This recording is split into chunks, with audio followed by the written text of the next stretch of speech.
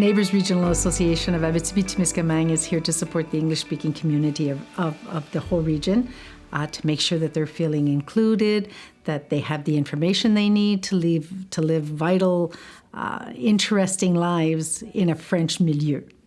So the English-speaking population of Abitibi-Témiscamingue surprisingly is kind of stable.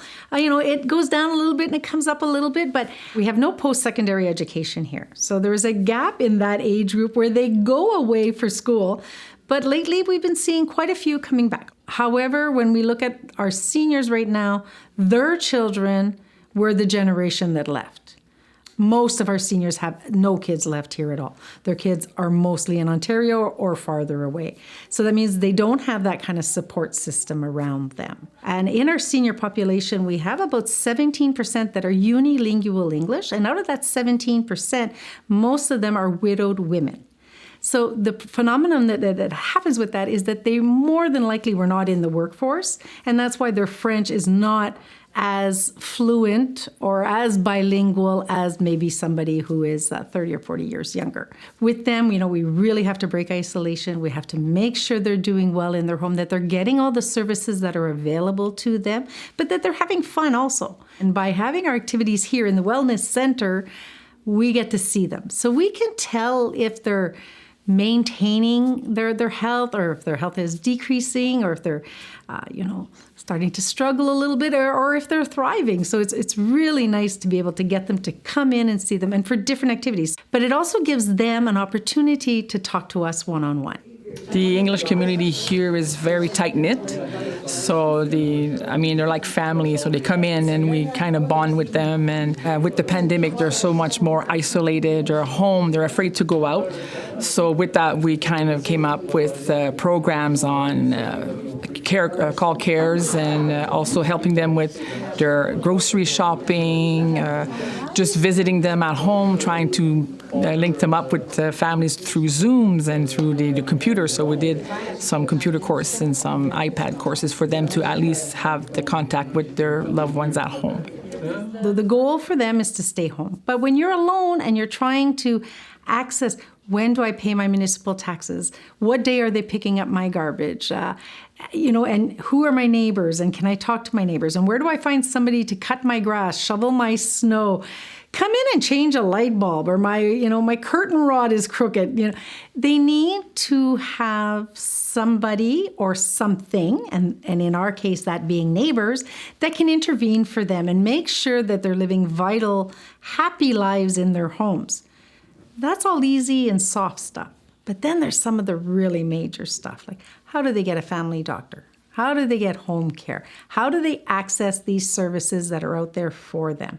And if they don't have an advocate walking beside them and leading them to the right services and helping them get it, fill out the paperwork, everything, it's really, really, really difficult for them. One of the major challenges that we face here in Abitibi is that there's no English media. There is absolutely no English media. We listen to English radio, and it's Quebec AM, broadcasted out of Quebec City.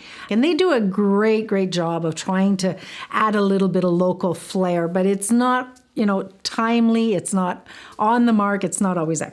So whenever governments come out with programs or new restrictions or services that are available for anybody in the community. Like even if it's something as simple as that, there's a winter festival going on that's free for everybody, or something major like the new restrictions because of COVID, it's hard to get that information to the English community. So Neighbours ends up becoming a go-between between the service provider and our community.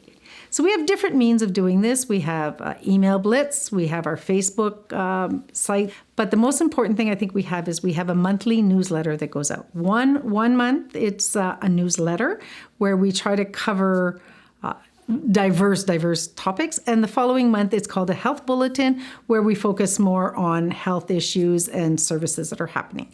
We do a lot with our members or with our seniors one-on-one, but there's a lot of stuff that goes on in the background that, the community doesn't get to see, where we're advocating and we're, increasing access to them and doing translations for different organizations to make sure that information is available in English, and we're out there recruiting them saying, hey, look, we need to know this. And we're sitting on numerous committees just so that sometimes we're just the token Anglophone at the table, but they remember and they'll say, ouais, c'est vrai, hein, voulais faire ça en anglais.